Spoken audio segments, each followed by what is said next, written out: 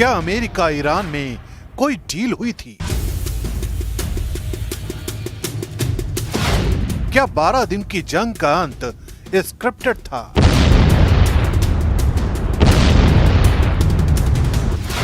क्या ट्रंप और खामेनेई में वॉर फिक्सिंग हुई?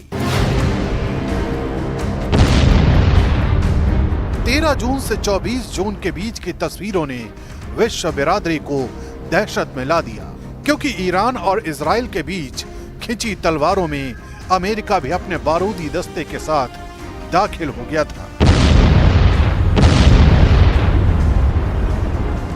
इन 12 दिनों की लड़ाई में एक से बढ़कर एक हथियारों का इस्तेमाल किया गया। लेकिन अब इस जंग की जरा डीप स्टडी करते हैं, वो कहानी समझते हैं जो पर्दे के पीछे है।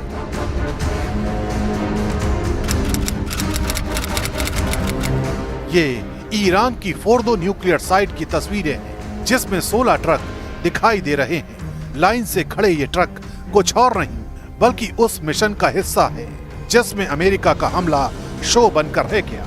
साइट के एंट्रेंस पर एक बुलडोजर, टनल में मूवमेंट और अगले दिन यानी 20 जून को कई ट्रक गायब। मतलब हमले से 3 दिन पहले ही न्यूक्लियर फैसिलिटी हटाई जा रही थी।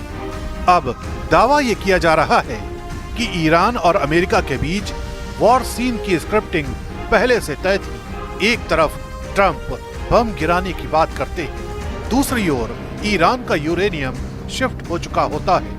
इस बीच ट्रंप का बयान भी आता है जो वॉर फिक्सिंग की ओर इशारा करता है। Hard to stop. I will say this: it's very hard to stop when you look at it.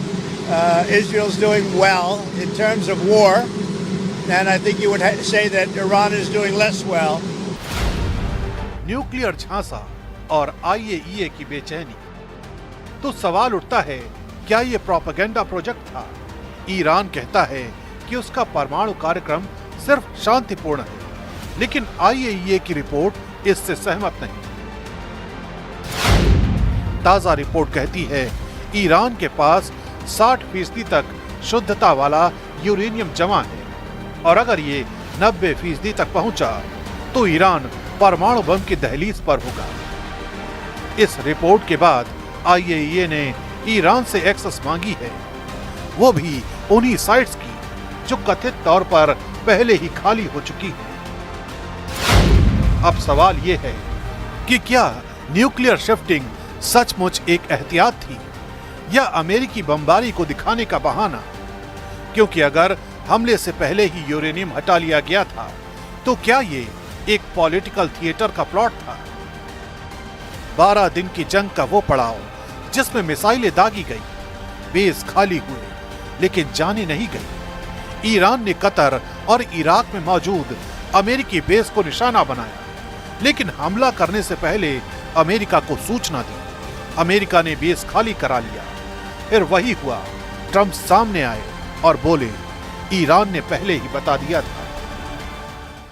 There will be either peace or there will be tragedy for Iran far greater than we have witnessed over the last 8 days. Remember, there are many targets left. Tonight's was the most difficult of them all, by far, and perhaps the most lethal. But if peace does not come quickly, we will go after those other targets with precision, speed, and skill. तो क्या war को टाला गया या war को design किया गया? क्या दुनिया को सीमित युद्ध दिखाया गया ताकि राजनीति का एजेंडा सेट हो सके? और सबसे बड़ा सवाल, कहीं ये जंग असल में सिर्फ कैमरों के लिए तो नहीं थी?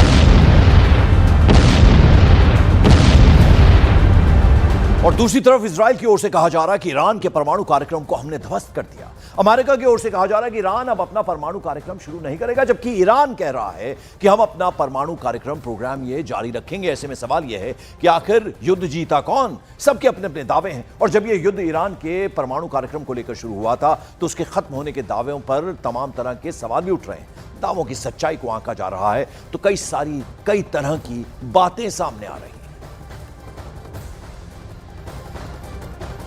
उधर बेंजामिन नेतन्याहू का दावा है कि जंग में इजराइल की जीत हुई। ईरान दावा कर रहा है कि जंग में उसकी जीत हुई। साथ ही उसने न्यूक्लियर प्रोग्राम बंद नहीं करने का दावा भी कर दिया। इन सब के बीच ईरान के परमाणु ठिकाने जस के तस बने हुए। दावा किया जा रहा है कि अमेरिकी हमलों के बाद भी ईरान का एटमी प्रोग्राम सेफ है, सुरक्षित है, कोई खास नुकसान नहीं हुआ। सवाल ऐसे में यह है कि इजराइल की यह कैसी जीत है। अब आपको जरा मैप के जरिए ईरान के परमाणु ठिकानों के बारे में बतला देते हैं। तो Bonab, Marivan, Lavasan, Arak, Tehran, Varamin, Fordow, Natanz, Isfahan, Saghand, Bushehr, Bandar Abbas, ये वो तमाम जो ईरान के परमाणु ठिकाने हैं वो हम आपको दिखा रहे हैं। ये Bonab, Marivan, Lavasan, Arak, Bushehr, Fordow, Varamin, Natanz, Isfahan और बंदर अब्बास, ये सारे जो हैं ये ईरान के परमाणु न्यूक्लियर, जहां पर न्यूक्लियर बॉम्ब है, न्यूक्लियर प्रोग्राम उनका है, वो यहां पर पूरा केंद्रित है। ईरान और अमेरिका के बीच तनाव, टेंशन उस वक्त बढ़ गई जब सामने आया कि ईरान के फोर्दो परमाणु सेंटर से 400 किलो संवर्धित यूरेनियम गायब हो गया, मिसिंग है, जिसे ईरान के न्यूक्लियर सेंटर्स पर हुए अमेरिकी हमलों से पहले ही हटा दिया गया था। एटॉमिक एक्सपर्ट्स का यह मानना है कि यूरेनियम लगभग 10 एटम बम बनाने के लिए काफी है और अब तक की जो इंफॉर्मेशन है उसके मुताबिक अमेरिका को नहीं मालूम कि ईरानी शासन ने यह यूरेनियम अब कहां छिपा कर रखा है। यह भी बात सामने आ रही है कि हमले से पहले तक ईरान के पास वो सारे उपकरण और टेक्नोलॉजी थी जिससे वो 2 हफ्ते के भीतर परमाणु बम बनाने के लिए यूरेनियम को संवर्धित कर लेता। फिलहाल अमेरिका का दावा है कि मौजूदा वक्त में ईरान के पास वो तकनीक और इक्विपमेंट्स नहीं है जिनसे वो तेजी से यूरेनियम को संवर्धित करके एटम बम बना पाए। ईरान पर इजरायली और अमेरिकी हमलों में उसकी परमाणु बम बनाने की जो टेक्नोलॉजी है, तकनीक है और उपकरण नष्ट होने के दावे भी किए जा रहे हैं। फिर भी अमेरिका गायब हुए 400 किलोग्राम के यूरेनियम को लेकर चिंता में है, वरिड है। हालांकि जो यूरेनियम गायब हुआ है उसकी जांच मई महीने में यूएन की परमाणु निगरानी संस्था ने की थी और तब तक वो 60% तक संवर्धित थी, जबकि एटम बम बनाने के लिए यूरेनियम का 90% तक संवर्धित होना जरूरी होता है। दरअसल अमेरिकी हमले से पहले फोर्दो सेंटर पर 16 कार्गो ट्रक्स दिखे थे। ऐसा दावा किया जा रहा है कि ये वही ट्रक थे जिनमें लाद कर यूरेनियम और कई सारी जरूरी इक्विपमेंट्स, मशीनें ईरान ने कहीं और शिफ्ट कर दी थी। लेकिन सबसे हैरानी की बात यह है कि अमेरिका को इस मूवमेंट की जानकारी पहले से थी और वो इसे ट्रैक भी बाकायदा कर रहा था। फिर भी उसने कोई फौरी कार्रवाई नहीं की और अमेरिकी अधिकारी ट्रंप से उस सेंटर पर हमला करने के आदेश का इंतजार करते रहे। अमेरिका के उपराष्ट्रपति ने इस पर चिंता जताई, लेकिन फिलहाल सिर्फ इतना दावा किया गया है कि ईरान बम नहीं बना पाएगा। यह बड़ा दावा किया गया। उधर अमेरिकी उपराष्ट्रपति जेडी वेंस ने एबीसी न्यूज को दिए इंटरव्यू में यह माना, यह कबूल किया कि अमेरिका के हमले के बाद ईरान से 400 किलोग्राम यूरेनियम लापता है, मिसिंग है, जिससे 10 परमाणु हथियार बनाए जा सकते हैं। यह यूरेनियम 60% तक एनरिच्ड था। वेंस के मुताबिक यह यूरेनियम संभवतः अमेरिकी हमलों से ठीक पहले किसी और जगह पर पहुंचा दिया गया। हालांकि उन्होंने यह भी स्वीकार किया कि उन्हें पूरा यकीन नहीं है कि नुकसान का जो स्तर है कितना गहरा है।